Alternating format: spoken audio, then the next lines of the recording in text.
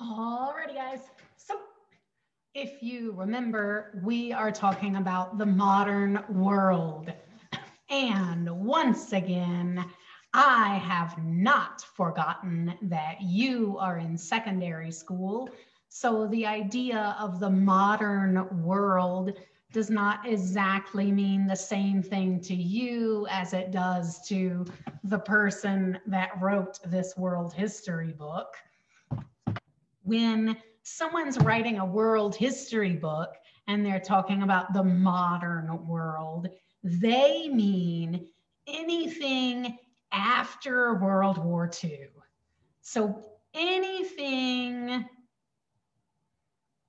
post, that means after, anything post World War II is what we mean when we say modern.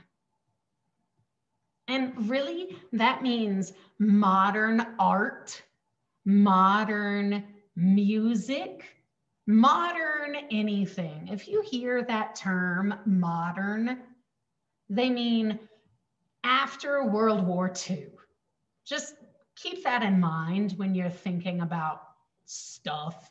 Modern means after World War II. I know that's not really what you think the word modern means, but when we're talking about academics, that's what it means. So we're talking about modern history. We're talking about anything after World War II. So we're talking about modern history after World War II. So right now we're going to talk about modern China. In this lecture, I'm going to talk to you about modern China, modern India, and modern Latin America. Wow, that's a whole lot of the world, and I'm going to try to cover it in 45 minutes or less. It's ridiculous. I know I can't cover all of that huge part of the world in 45 minutes or less. So think of it as a crash course in modern history. Anyway, let's start with China. So Mao Zedong, the big communist leader, Mao's dead. He died in 1976. That's important. Remember that. Mao died in 1976. After that, new guy comes along. His name is Deng Xiaoping. Deng Xiaoping comes to power in 1981, and he shakes things up a bit. He's a bit more modern. He's got a modern approach to the economy, and he has what he calls his 4 modernizations. And his 4 modernizations is he's going to modernize China's agriculture, China's industry, China's science, and China's defense. And he also does some other modernizations. Now remember, Mao had been this super communist, and Deng Xiaoping does some slight changes. He gives the people a little bit of private property. Not a whole bunch of private property, not like United States private property, but a little private property, enough that it would have made Mao really angry, but Mao's dead. And he dismantles, that means I'm going to write that word, dismantle, because it's a good word for you to know. It means break apart, to dismantle, to break apart. He dismantles the communes. dismantles communes, and he allots private land to peasants. Now, when I say that, I do not mean that he gives private property to peasants. The private land is not given to peasants. It's private government land is given to peasants to use. So peasants get to use private property that belongs to the government. And the peasants get to use this private property. The government still goes and takes what the peasants grow. But everything that the government does not take from them, the peasants get to sell and they get to make a profit. So that's a big difference. When it was commune land, the government told them exactly what they could sell, told them the exact price they had to sell for, and the government mandated everything. Now, it's not commune land anymore. It's private land owned by the government. And the government comes and takes what they want, and whatever's left over, what's left over, the peasant gets to do whatever they want with it. That's a really big difference. And what else? This is a big change. Now, entrepreneurs am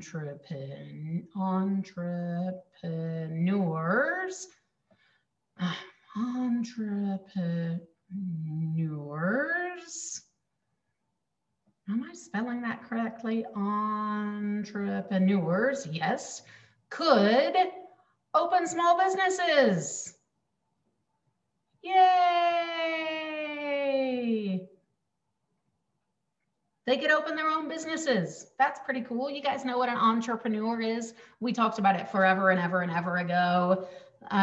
Small business owners could open their own businesses.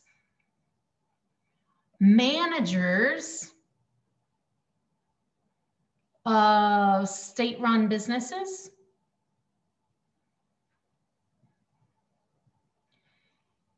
started to have small freedoms.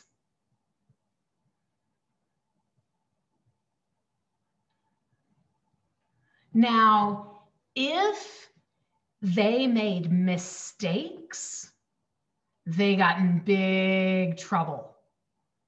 But if they did good, if they did well, they would get rewarded. Now, before, under Mao's rule, these guys had no freedoms at all. They just had to follow the rules and do exactly what Mao told them to do. Now, they have a little bit of freedom. They had a little bit of control. They had some wiggle room. They could, if they thought maybe there should be a little change here and there, then they could make those changes. And sometimes they made some positive changes. These were all changes that happened under Deng Xiaoping. And he also, I'm running out of room, so I'm gonna make more lists under here. Deng Xiaoping welcomed foreign investors.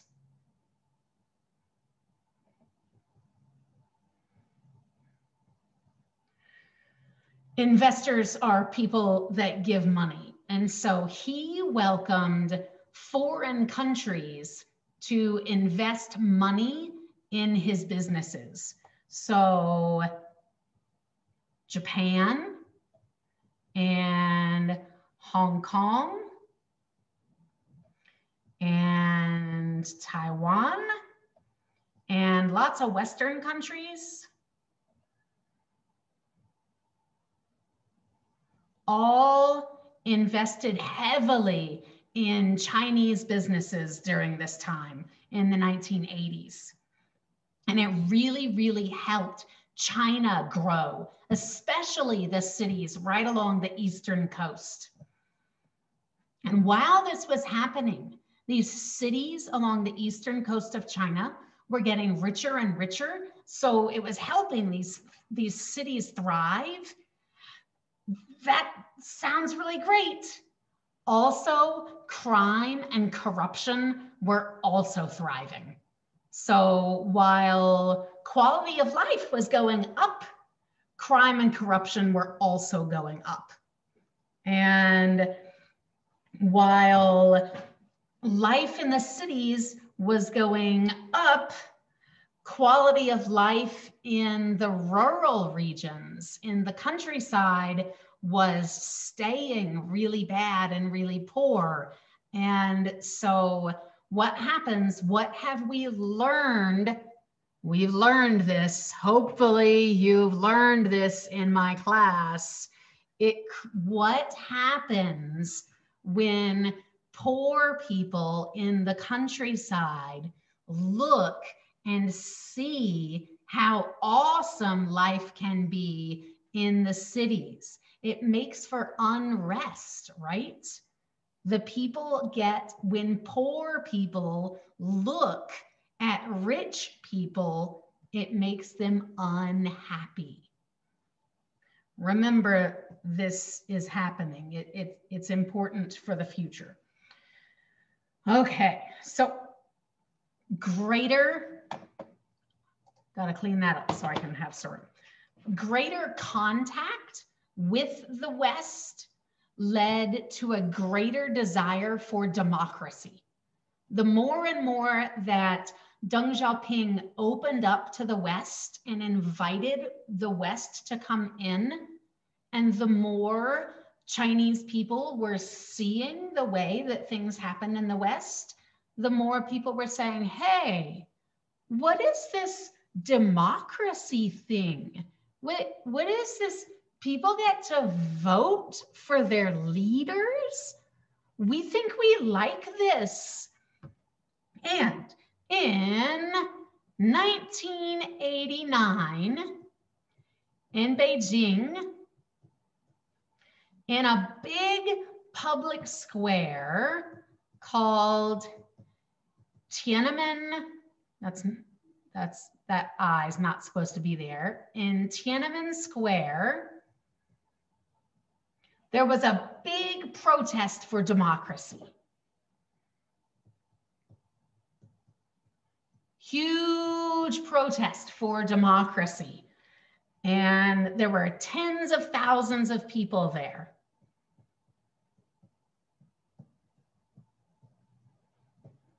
Lots and lots of students, college students, showed up to protest for democracy.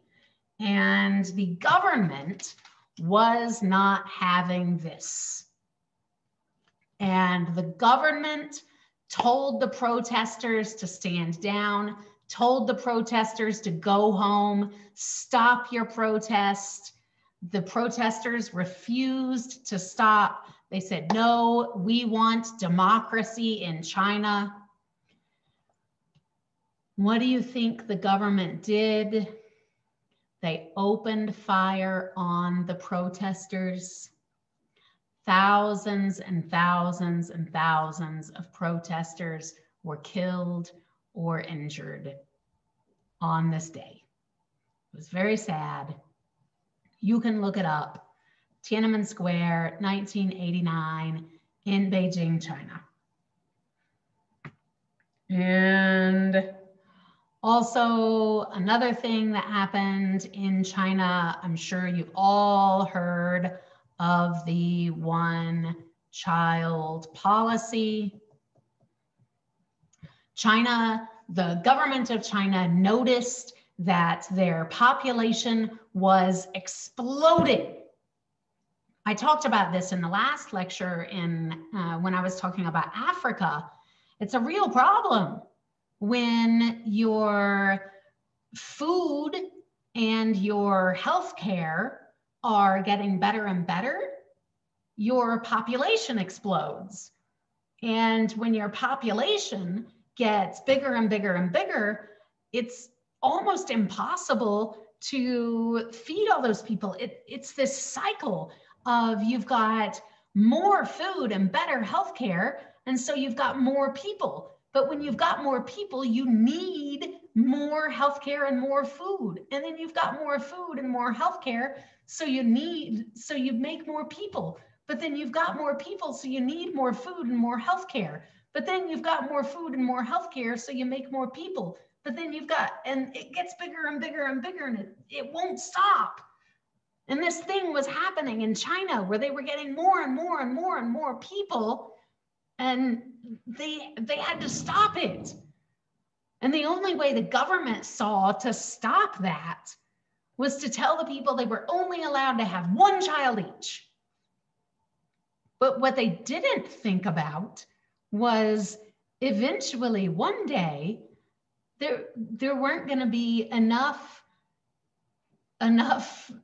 children to take care of the old people. And that's coming back and kind of hurting them now today.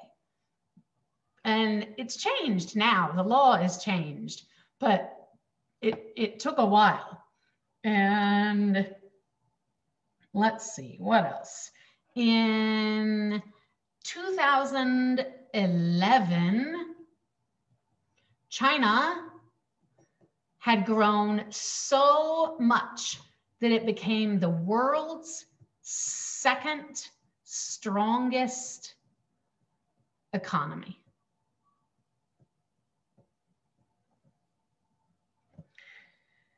And that's because it had rapid, and I mean rapid, urbanization. What is urbanization? Hopefully you guys know what urbanization is by now. Urban means city, and ization means like to become. So people moved from the countryside to the city very, very quickly. China went from being almost completely rural country to being almost all urban, very rapid. But along with that, think of everything you've learned in this class over the course of reading this book. I know you haven't really been reading this book. You've been listening to me talk about this book, but I've read this entire book for you over this course. Think about this book, everything we've learned about life in this city. We've learned about life in cities. We've learned about poverty.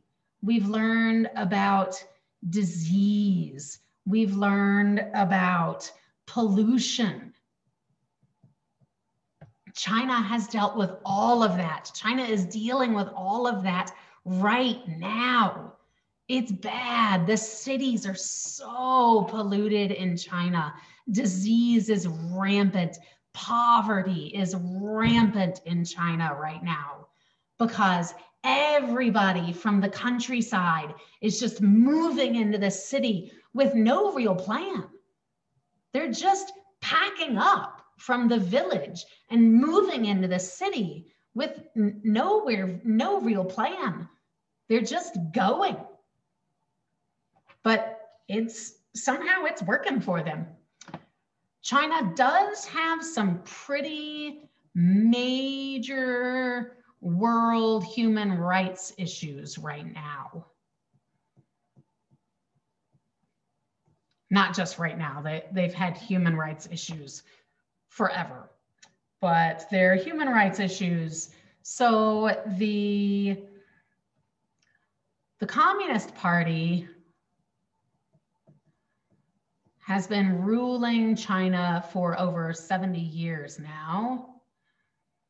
Communist Party, 70 plus, that's a plus sign, not a T, 70 plus years now.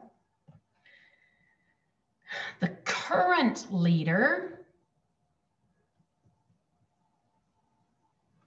is a guy named Xi Jinping. And he is known for his human rights violations. Known for his human rights violations. Human rights activists do not like Xi Jinping. He jails his critics. If you speak out against him, if you actively speak out against Xi Jinping, he's going to put you in jail. His political critics.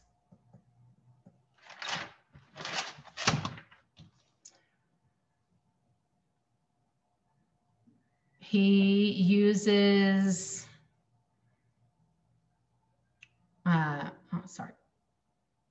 he uses prison labor to make things like clothing stuff, like, you know, lots of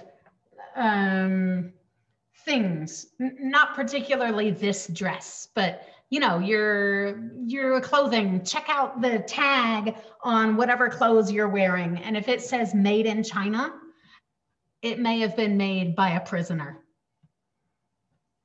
He is known for limiting the basic rights of Chinese people. He's known for oppressing minorities,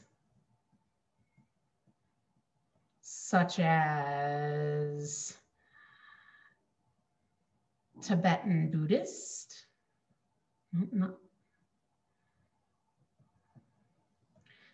And especially in the news right now, the Muslim Uyghurs. If you guys don't know this, I highly recommend right now, if you have not heard about this, I recommend you right now press pause and Google this crap. Look it up right now. Look up Chinese Uyghurs. Look up Xinjiang province Uyghurs. Do it right now. Unless you already know what I'm talking about, then you don't have to worry about it. But if you haven't heard about this, you should look it up because it's something really, really serious that's happening in our world right now, and you should be aware of it. Okay, and so that's China in a nutshell. I'm sorry, I wish I could talk to you about this stuff for 3 hours, but I can't. And India. So India in the modern economy. So India overall, post World War II, is still a very, very poor nation. India is still very poor. But the Green Revolution helped it a lot. What was the Green Revolution again? Going to give you just a second to think about that. Right, the Green Revolution was in the 50s and 60s, 1950s and 60s. Remember when there was lots of progress in farming equipment? revolution in new tractors and new fertilizers and seeds, new kinds of seeds, and just farming was made better. And poor farmers didn't do so well because they couldn't afford all this stuff, but rich farmers did better. And so the poor farmers were bought out by the rich farmers. And do you remember all that stuff that I talked about in the last lecture about Africa? Well, that happened, the same thing happened in India. And so India, the Green Revolution did really well for India. But what really did really well for India was technology.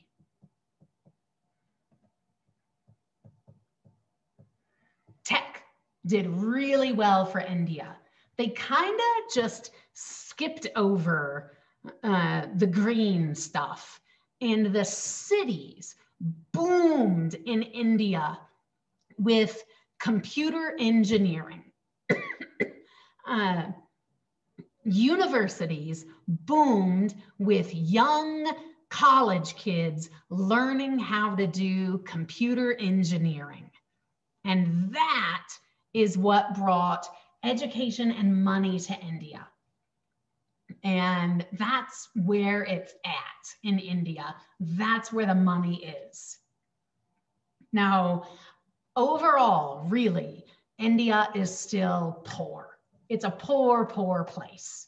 But the development that is there is in technology. And India,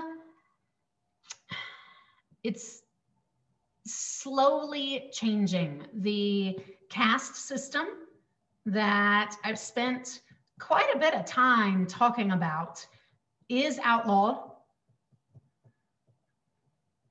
Absolutely.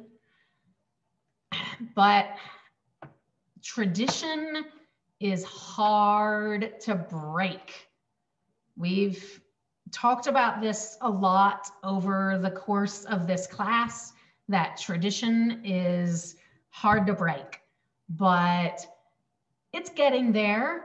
Women are getting a little bit more respect in India, and the different castes are getting a little bit more respect, and hopefully one day people will be seen as equals in India. I would like that. I would like for one day people to be seen as equals, but they're not quite there yet. But officially, by the books, the caste system is illegal. Okay. And once again, oh my goodness, I am so embarrassed that that's all the time that I've spent on an entire nation of India. But that's all the time I've got for you, India. And now we've got Latin America. And this is almost more embarrassing. So Latin America, first off, because we're talking about the other side of the world, I want to make sure you guys understand exactly where Latin America is. When I say Latin America, here's the United States. Think about the United States and just think south of the United States. Here's the border between the United States and Mexico. This is Mexico. And this is South America. The land in between Mexico and South America is called Central America. And then these islands over here, this is called the Caribbean. So we've got, I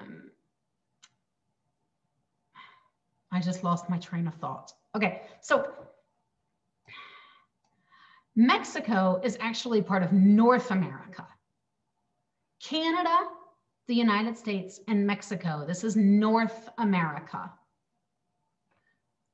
This little narrow part here, this is Central America. This part down here is South America. These islands here are the Caribbean. And then Latin America is Mexico, Central America, South America, and the Caribbean. Once again, Latin America. I'll write it over here. Latin America is Mexico, Central America,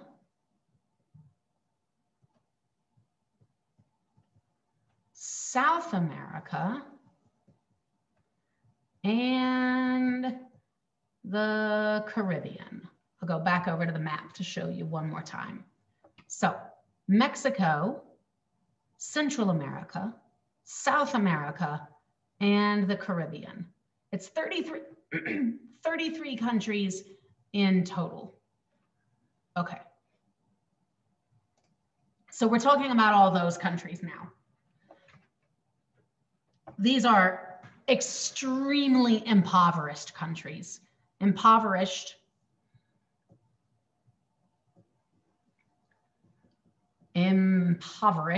means poor. And we're talking extremely. We're talking really poor. These are really poor countries. Latin America, that's a poor region. Okay. So, and there's a major wealth, a major uneven wealth distribution. I can't spell. Major uneven wealth distribution. So what that means is there might be one really, really rich person, like crazy rich person, one multimillionaire to 100,000 peasants. That means that's an uneven distribution of wealth. One crazy rich person and 100,000 really, really poor people. So that means you've got just uneven wealth distribution. And another, I couldn't decide where to throw this into the lecture, so I'm just putting it in right at the beginning. In the 1960s and the 1970s, the Catholic Church in Latin America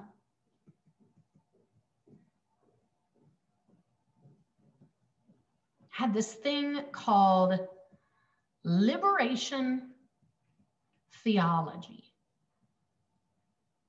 We covered this in a different lecture already, but I just want to make sure that you remember it. And liberation theology was all about social justice. And it was all about, it was these Catholic priests and nuns fighting to help the poor. That's what it was. It was all about helping the poor and telling these rich leaders, telling the government leaders, telling everyone, telling anyone, you've got to help the poor. Look at them. Look at how they're suffering and how they need your help. You've got everything. You live in these fancy mansions. You have chauffeurs. You have nannies for your kids. You have air conditioning in your home. You're eating ice cream with your dinner while their children are starving. You need to help them. It was all about social justice. It was this amazing thing. And they were using the church for good. It was called liberation theology. And it was a huge movement in the Catholic Church. And some priests and nuns were murdered for their activism in the church. And it was really, really big in the 1960s and 70s. Okay, let's see here. Okay. The title of this little section is Dictatorships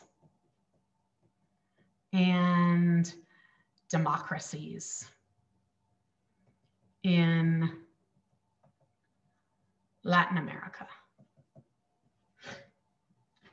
From the 1950s on, there were many groups that wanted reform in Latin America. There were liberals, there were socialists, there were urban workers, there were peasants, there were Catholic priests and nuns,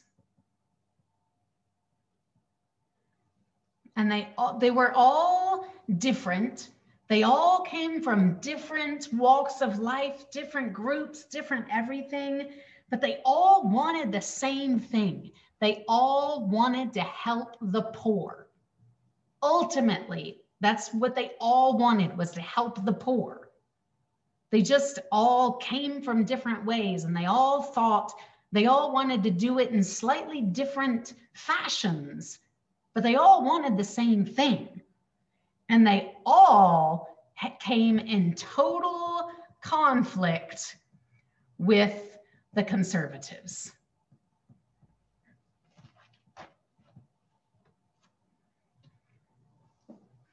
So,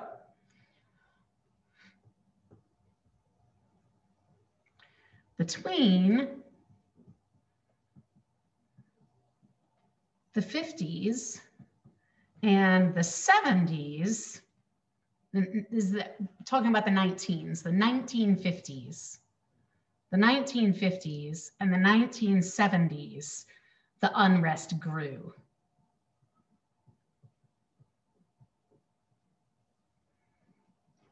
Military leaders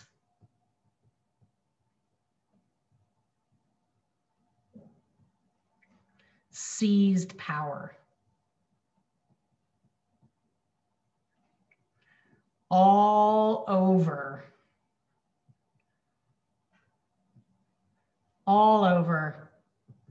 Latin America.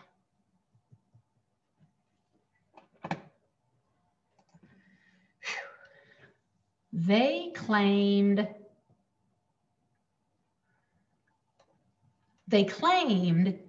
that they needed to do this.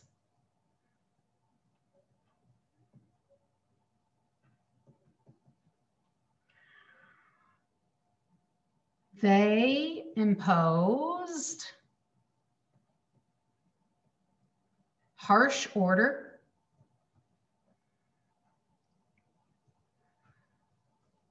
They outlawed political parties.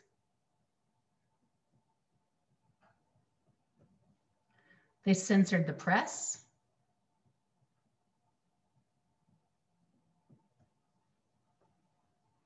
They closed universities.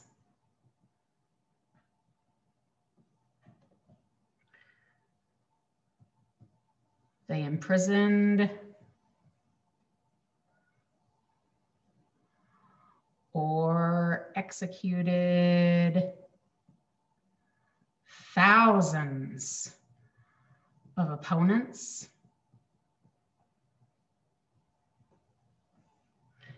And they sent death squads into the streets.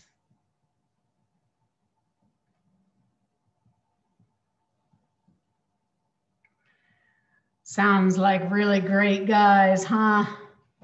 So once again, this is the military. All over Latin America.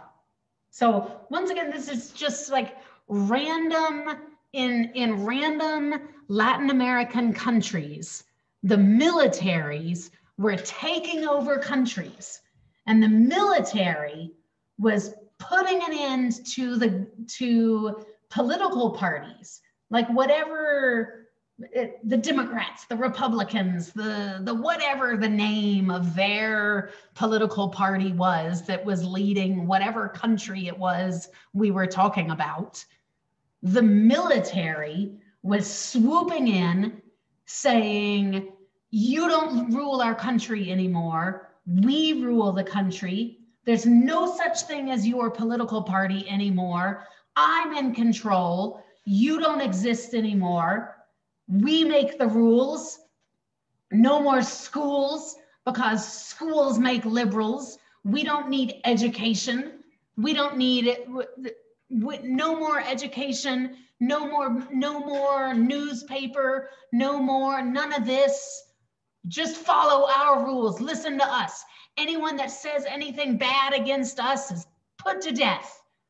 You speak bad about us, I'm putting you in prison. Speak bad about me again, I'm going to kill you. And once again, there are people out in the streets marching around. Say anything bad about the military, we kill you. Does this sound familiar? Hopefully this sounds familiar. We've heard this before. Whew. And when all of this started happening, people started rising up against them. So now all of this started happening in the 1950s. At the same time, in the 1950s, guerrilla groups, leftist guerrilla groups,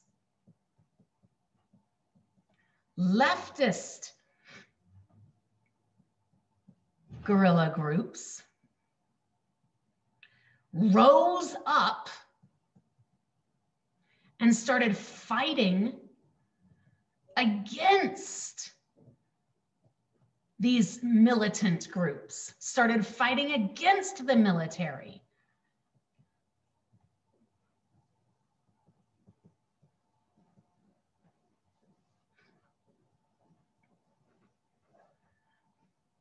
And once again, remember, I'm not talking about one particular country. This was happening all over Latin America. This was happening in Guatemala. This was happening in Chile. This was happening in Argentina. This was happening in Brazil. This was happening all over Latin America. It was like this movement of militaries trying to take over the government all over. It was happening in Haiti. It was happening all over. It was happening. Now, here's a thing that, you know how I've told you guys a whole bunch of times that while yes, I am an American citizen, and I'm proud to be an American. I am at times proud to be an American, but at other times I am horribly ashamed and embarrassed to be an American. Well, right now, while giving this lecture, I am terribly, terribly ashamed to be an American. The United States of America supported the militaries during this whole time in history. And especially during this time, the US was always supporting the military, and they would fight against these leftist guerrilla groups.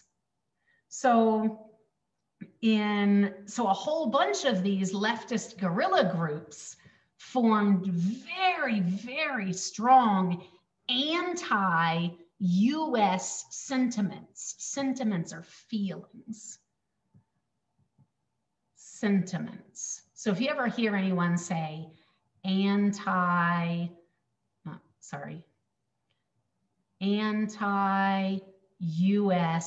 sentiments, it's what they mean as anti-US sentiments. They mean anti-US feelings.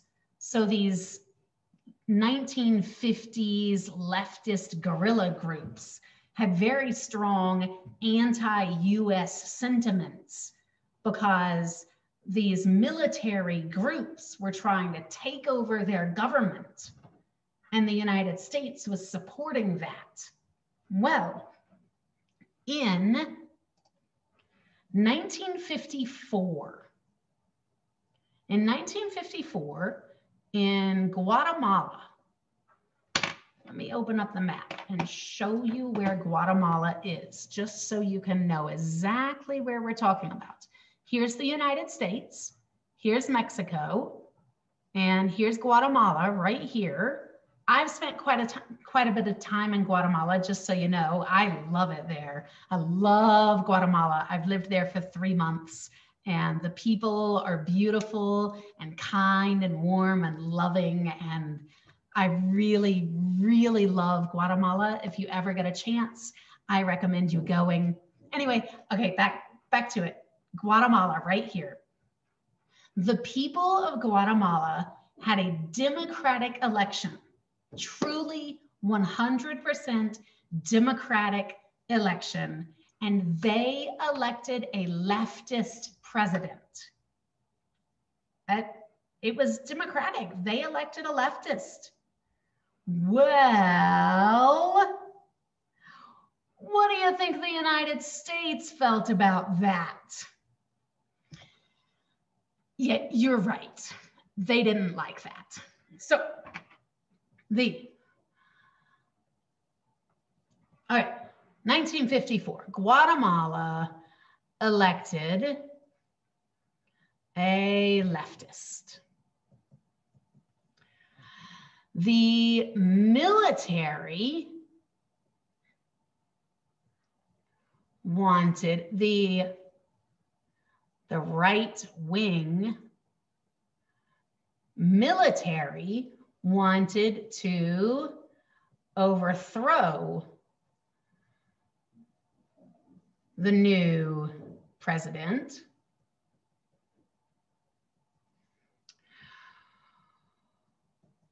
Went to the US for help. The US said, heck yeah! And the US helped, which led to a civil war. And there was a 40+ year bloody civil war in Guatemala, where tens of thousands of Guatemalans were killed.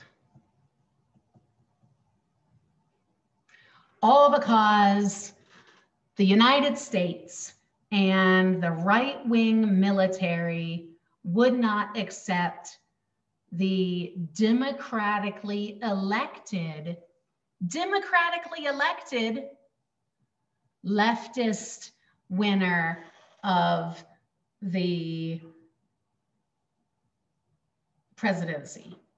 When the United States of America is the government that always says that they are pro-democracy, that they're the ones that are always, yeah, we're the strongest democracy in the world, and we're pro-democracy, and we think that democracy is the best, and we want to push democracy on everyone, and everybody should be democratic. Well, here we were. Guatemala had a democratic election, but they didn't like the person that won the election. And so they went in and supported the military in a civil war and a coup. I could go on and on and on and on about this. It was terrible. Tens of thousands of people were dead.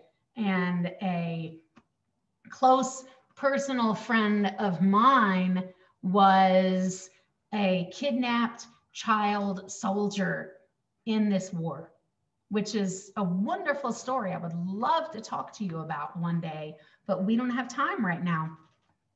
So that was Guatemala. And then let's see. Also, okay, that was Guatemala in the 50s. That war did not end until the 1990s. Let's see. Okay. Another in the 1970s and 1980s in El Salvador. Let's see, El Salvador. El Salvador is right here next to Guatemala. Here's Guatemala. El Salvador. There was another really, really brutal civil war, and that was between the peasants and the rich. And it was about the rich owned everything and the poor were basically starving to death. I mean, the poor were so poor that they were eating like bark off the trees, and the rich were crazy rich. I mean, rich, rich, rich, rich, rich, rich, rich, rich, rich. And the poor were watching their children starve to death. And there was a civil war over that. And then another, I'm embarrassed to be an American story, 1979, Nicaragua.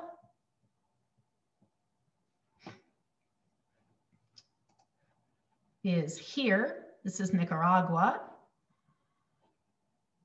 I've been here. I've been to El Salvador, but I didn't spend much time there. I've been to Nicaragua. I've spent 2 weeks here. It's beautiful. In Nicaragua, where's my whiteboard? Back here. Okay, Nicaragua.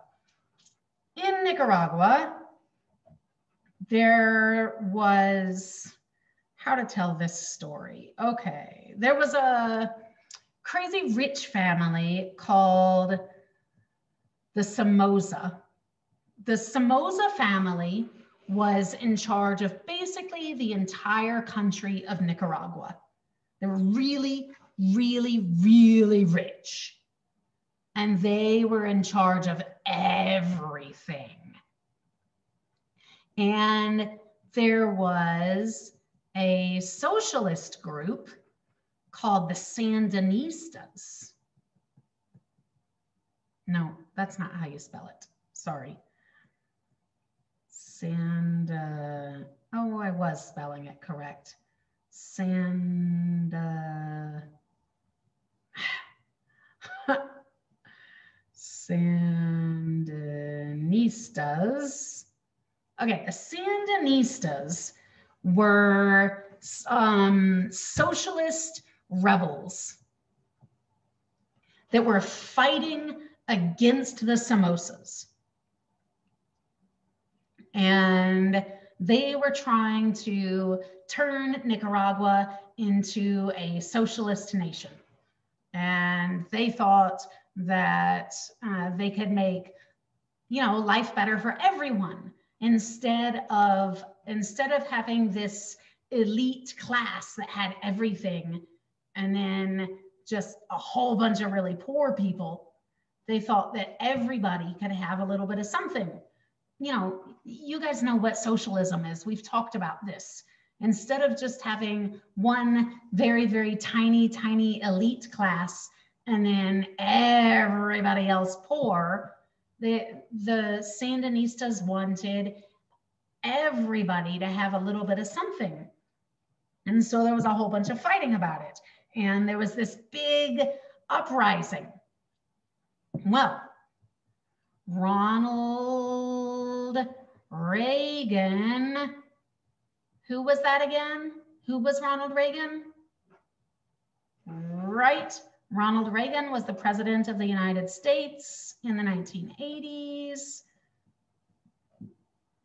President of the United States. In 1979, Ronald Reagan sent a group called the Contras. Know this word right here, Contras. It's important, know this.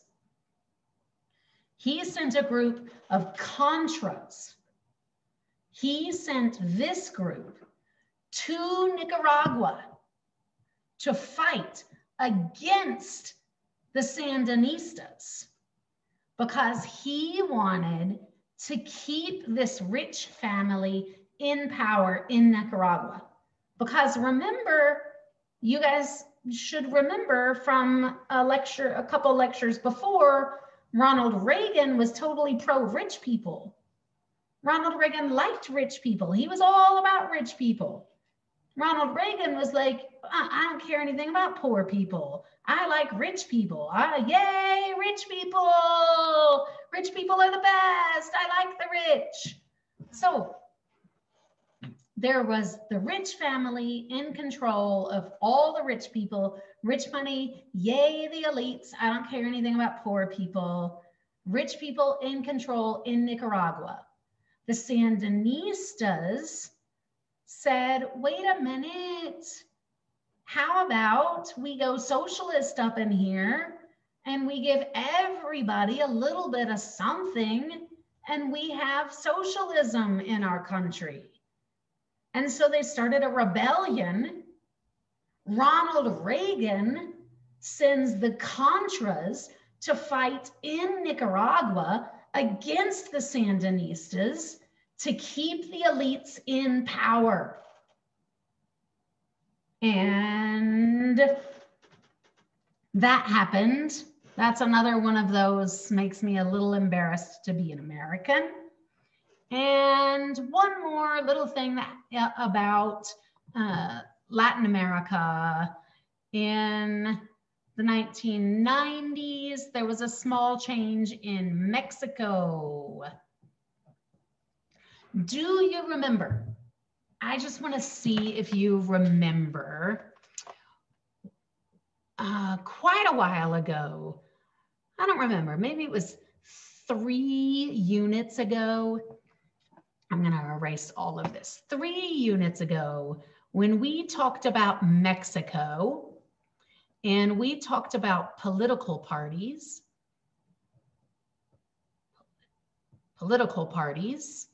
like voting.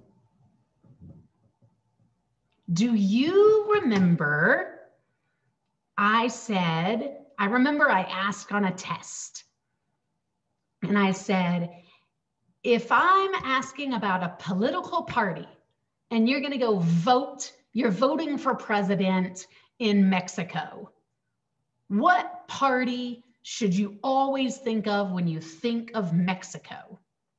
What was that political party? Do you remember? I hope you remember because it's really important. Do you remember what it was? Hopefully, at least a couple of you remember PRI. I bet you do. For 70 years, that was the only political party in Mexico. That was it. For 70 years, there was just PRI. Just like in China, the Communist Party. In In China, there's nothing else. There's just the Communist Party. In Mexico, there was just PRI. Well, in Mexico, they have finally started letting some other political parties in. That's the whole point. I don't even have to mention the other political parties. That's not the important thing. The important thing is to know that now, in what year are we in now? 2021? It doesn't even matter because it's not 2021. It was a few years ago. Just know that it's not only PRI now. They've finally let some other political parties in now. They're called opposing parties. There are some other parties that can also run now. That's the important thing.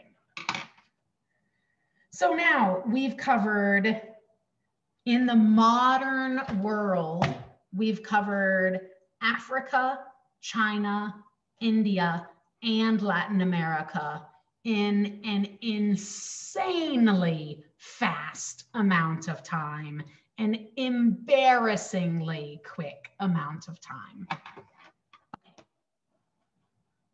I will see you all quickly, soon, in class. Bye.